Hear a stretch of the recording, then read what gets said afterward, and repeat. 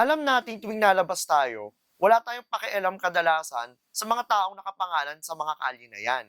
Pero, hindi ba tayo nagtaka kahit minsan kung bakit ba tayo pinangalan sa kanila? Meron ba sila na-discovering kakaiba? O binuwis ba nila yung buhay nila para sa ating bansa? Alamin natin ngayon ang isa sa pinakapamilyar na kalye ngayon sa lungsod ng Pasay, ang FB Harrison.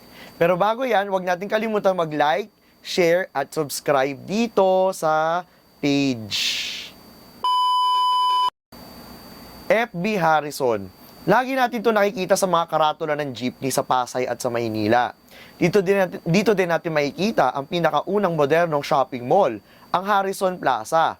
Dito din natin makikita ang Manila Zoo at ang Bangko Sentral. Pero sino ba si FB Harrison? Malamang sa malamang hindi Facebook ang FB na yan. At malamang sa malamang hindi first blood ng ML. Kaya talakayin na natin, sino ba si FB Harrison? A few moments later. Ang kalyeng ito ay ipinangalan kay Francis Burton Harrison, kaya nga FB, na naging gobernador general ng Pilipinas noong mga taong 1913 hanggang 1921 o noong panahon ng mga Amerikano. Ang gobernador general ay ang pinakamataas sa posisyon sa Pilipinas na inilagay ng mga Espanyol, Amerikano at mga Hapon. Ipinanganak noong December 18, 1873 sa New York City. Ang kanyang ina ay isang manunulat o novelist habang ang kanyang ama ay isang abogado. Nakapagtapos siya sa kursong abogasya o law. Nagturo siya ng batas at sumabak sa Spanish-American War. Matapos nito ay nahalal siya sa Kongreso ng Amerika sa ilalim ng Democratic Party sa mga taong 1903 hanggang 1905 at 1907 hanggang 1912.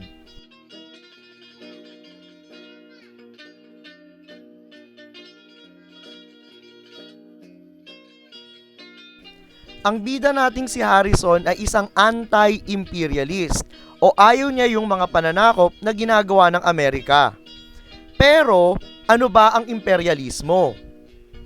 Imperialismo o imperialism ay ang pag-extend ng kapangyarihan ng isang bansa sa ibang bansa sa pamamagitan ng diplomasya o puwersa.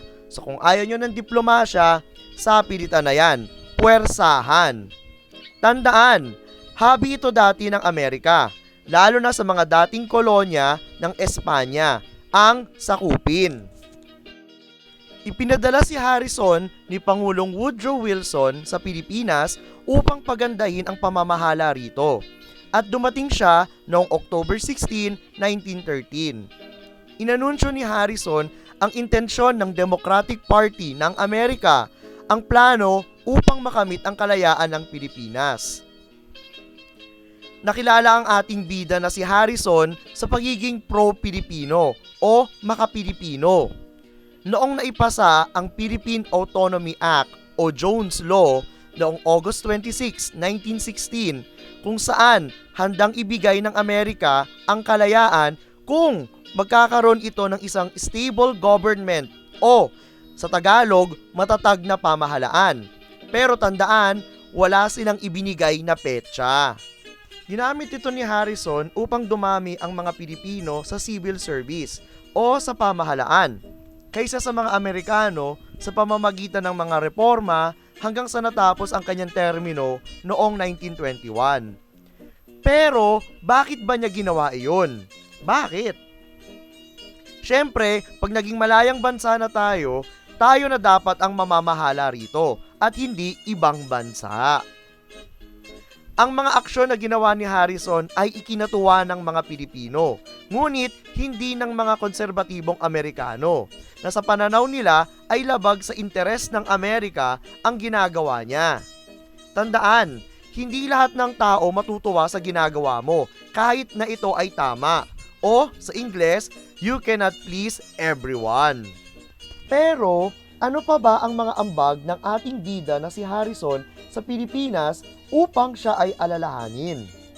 Si Gobernador General Harrison ang pumirma ng batas upang maipagdiwang natin ang kaarawan ni Andres Bonifacio tuwing November 30 o mas kilalang Bonifacio Day, sa pamamagitan ng Philippine Legislature Act No. 2946 noong 1921 at Flag Day na ginaganap noon tuwing October 30 sa pamamagitan ng Proclamation No. 18. Pero, bakit ba natin kailangan ipagdiwang yung watawat natin? Lagi naman natin ito nakikita sa labas, nakasabit sa mga building, sa flagpole. So, bakit pa natin kailangan ipagdiwang kung lagi naman natin siya nakikita? Ipinagbawal iwagayway ang mga bandila sa pamamagitan ng flag law noong panahon ng mga Amerikano. Ang flag law ay sinimulan noong taong 1907 ng mga Amerikano upang pigilan ang mga rebelyon. Kasama rito ay ang pagwagayway ng mga watawat ng katipunan at pag-awit ng pambansang awit o national anthem. At tumagal ito ng 12 years o hanggang taong 1919. Si Harrison ang nagpumilit na ipawalang bisa ang flag law at kinuha naman ni Senador Rafael Palma ang oportunidad upang buuin ang Act No. 2871. Ang Act No. 2871 ay batas upang ipawalang bisa ang flag law. At sa pamamagitan naman ng Proclamation No. 18 na pinirmahan ni Harrison na buo ang Flag Day, kung saan pwede na natin ipagdiwang ang ating watawat. Noong 1935, ang Pilipinas ay naging Commonwealth ng Amerika. Noong panahon ng Commonwealth, may kapangyarihan na ang Pilipinas sa kanyang mga nasasakupan.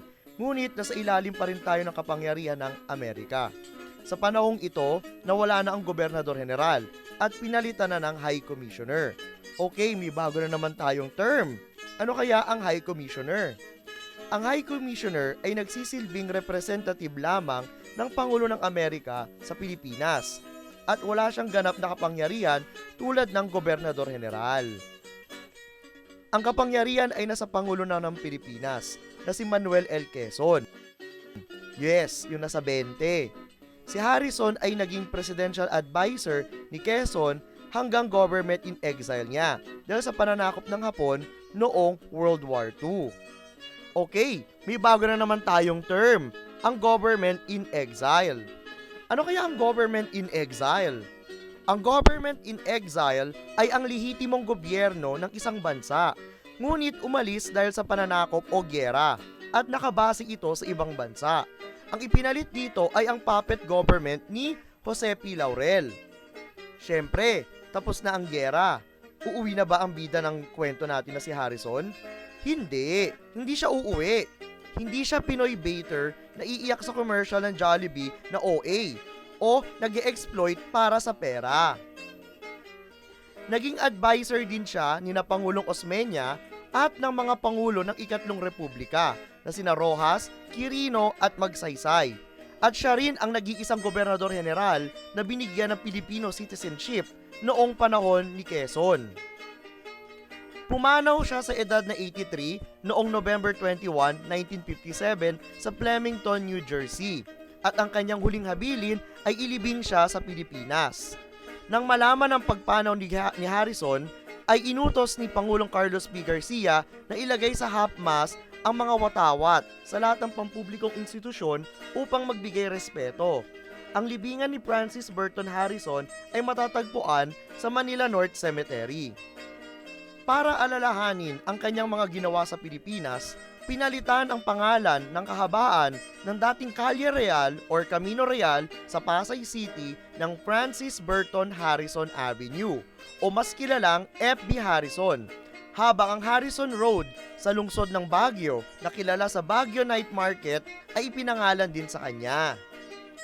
Noong 2013, ayon sa report ng TV Patrol, ay ginawang karinderya or eatery ang tapat ng libingan ni Francis Burton Harrison sa Manila North Cemetery.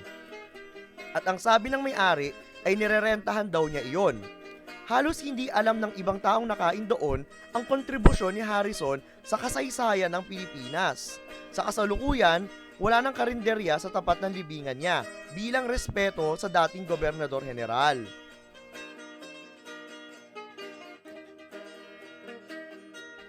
To sum things up, dahil sa dami ng nagawa ni Harrison at sa haba na rin ng kwento natin, si Harrison ay isang Amerikanong may pusong Pilipino, naging sundalo, congressman at naging gobernador general ng Pilipinas.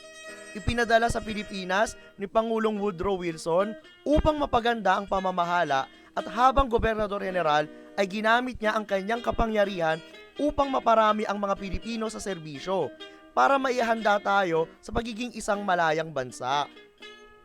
Siya ang naging rason kung bakit natin na iwawagayway ang watawat natin at siya rin ang rason kung bakit natin na ipagdiriwang ang Bonifacio Day. Nag-iisang Gobernador General na binigyan ng Filipino citizenship at naging advisor o tagapayo ng 5 presidente ng Pilipinas. Namatay sa Amerika, ngunit hiniling na ilibing sa Pilipinas. At upang alalahanin ang kanyang pagmamahal sa Pilipinas, pinalitan ng pangalan ang isang kalye sa Pasay ng F.B. Harrison Avenue. Mahalagang alalahanin natin yung mga tao o bagay na ipinangalan sa mga kalye nating dinadaanan. Maaaring may malaki para silang naiambag sa ating kasaysayan o sa ating kasarinlan. Ngayon, ano ang kwento ng kalye mo?